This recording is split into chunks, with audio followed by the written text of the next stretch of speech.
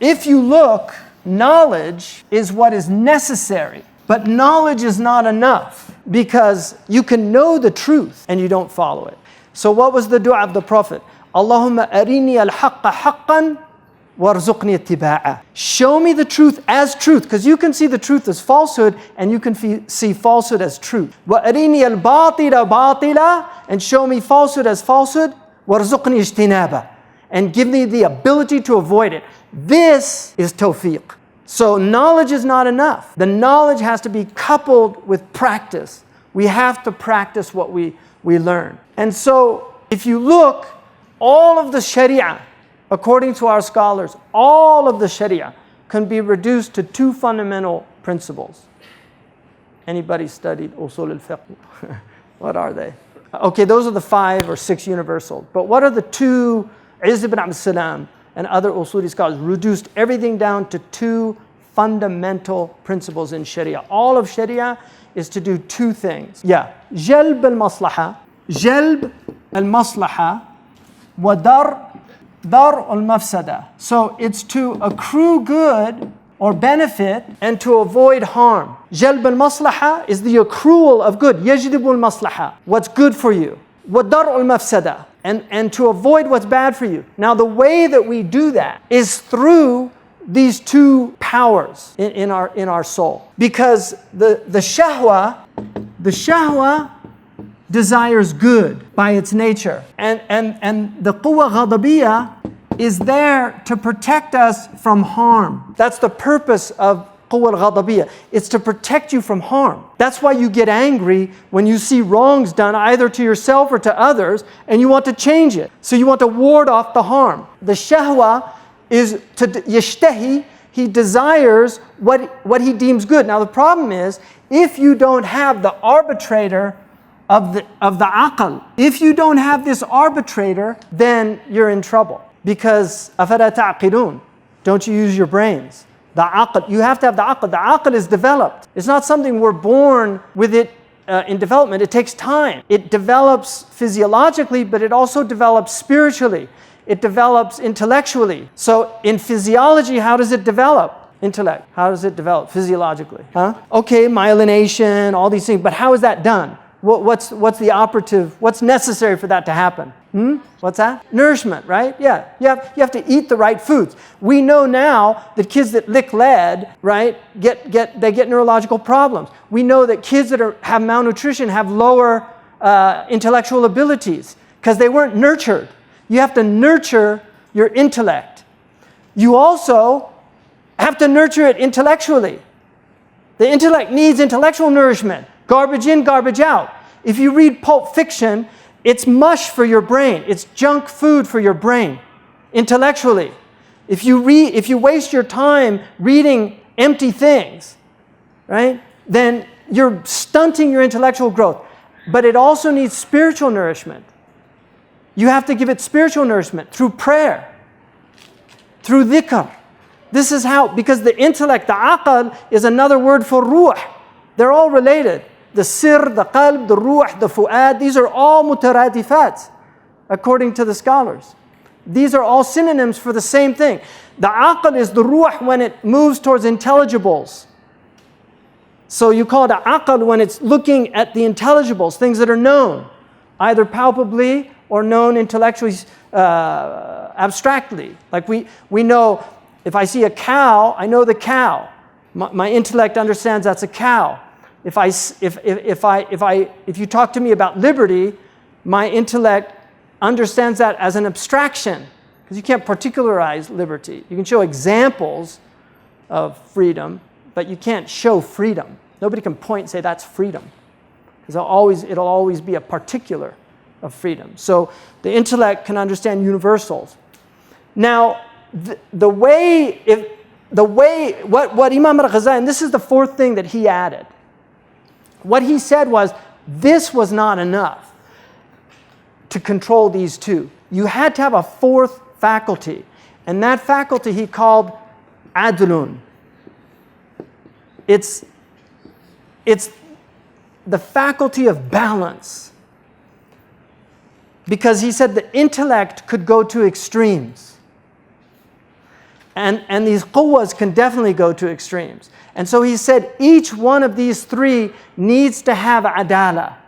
And that is the operative mechanism within the soul that enables people to function healthfully, intelligently, rationally, spiritually, spiritual well-being. All these things come from balance. كَذَلِكَ جَعَلْنَاكُمْ أُمَّةً وَسَطًا. We made you a balanced ummah. The wasatiyya is here. That's where the balance is. Because what's in here, if this is balanced, the behavior will be balanced. If this is imbalanced, the behavior will be imbalanced. And so he said you had to have this balance, and this is acquired through learning and through discipline and through riyada, and it takes a long time. Most of us are given a lifetime to do this. Ibn al-Munkadir, who was the teacher of Imam Malik, said, I fought my soul for 50 years. Jahadtu nafsi 50 sana hatta istaqamat li. Until it was finally upright for me. That's Malik's teacher in Medina, who was one of the greatest scholars in the history of Islam. He's one of Imam al-Bukhari's men. Ibn al-Munkadir said, I fought my soul, mujahada, 50 years before I got it under control. People, this is all ajala. This is hard work, but you have to be consistent, just like exercising. You have to exercise. You have to do it every day or you fall apart, right? Really? You have to eat right. You can't just eat right sometimes. You have to eat right consistently if you want to be healthy. And this you have to have balance. And so this is how it's done. Now with the quwwa, these two quwwa, they have virtues. The shahwa, or this concupiscible soul, it's the highest virtue of it is love, right? And then it has the virtue of joy, farah and hub, right? And then it also has this desire. So these are the three qualities. Now, when it's under the control of balance through the intellect and the will, through the aql and the irada, when it's under the control, then this quwwa shahwaniyya, it loves the good for its own sake. It loves good for its own sake. It has joy when it obtains the good.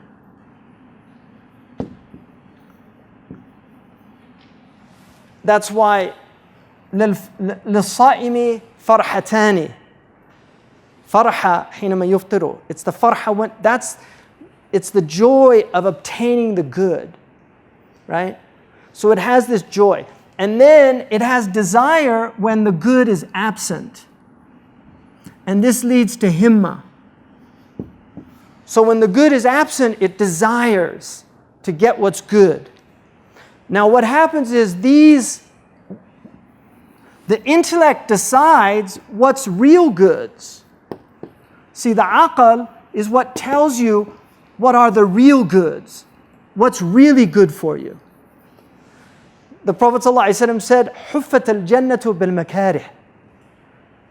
Paradise was surrounded by dislikeful things, things that aren't pleasant. See, the aql, what does the aql tell you? It tells you the cheesecake's bad for you, right? That's what it tells you. The aql tells you that. It says you don't want to eat that. Empty calories. You're going to get sick, rot your teeth, right? But the shahwa tells you, no, I love that. That's good. Oh, I'm going to have such joy when I eat it. Oh, I don't have it yet, but I desire it. See, that's what it's doing. That's what the nafs is doing. The aql says, okay, every once in a while, I'll reward you for being a good nafs. Right? So maybe on the Eid, I'll have a piece of cheesecake. Right? But the intellect, this is the rule of the intellect. And so this is important because if the aql is absent in the decision-making process, then what happens is the nafs chooses apparent goods. It chooses pleasure. And this is why the Prophet ﷺ said, حُفَّتَ النَّارُ بِالشَّهَوَاتِ. This is going to take you to hell. حُفَّتَ النَّارُ بِالشَّهَوَاتِ. Drugs, right? People love to feel happy. Drugs make people feel happy, right? You shouldn't know that. But people like drugs. It makes them feel happy. So they go after them, they obtain the goods, they feel joy. When it's absent, they feel desire. So they become addicted, right? That's because drugs are an apparent good to the nafs. It looks like it's a good thing. It's going to help me deal with my troubles, just have a highball, loosen up, got so much stress at work, right? This is the nafs speaking.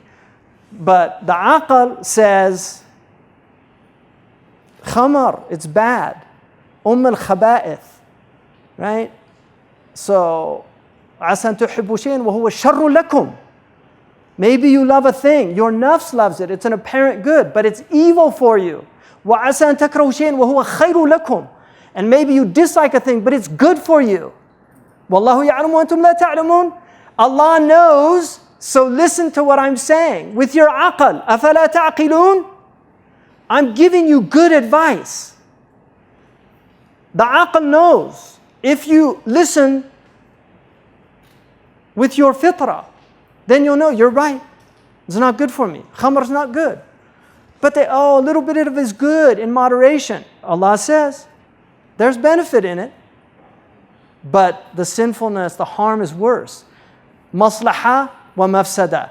That's tarjih. Which one? And that's where the aql says, I'd rather give up my moderate drinking, right, and prohibit alcohol if it's going to mean that people out there won't get addicted and won't suffer who can't be moderate with it, right? So that's a whole other way of thinking about this. So that's the quwwa shahwaniyah.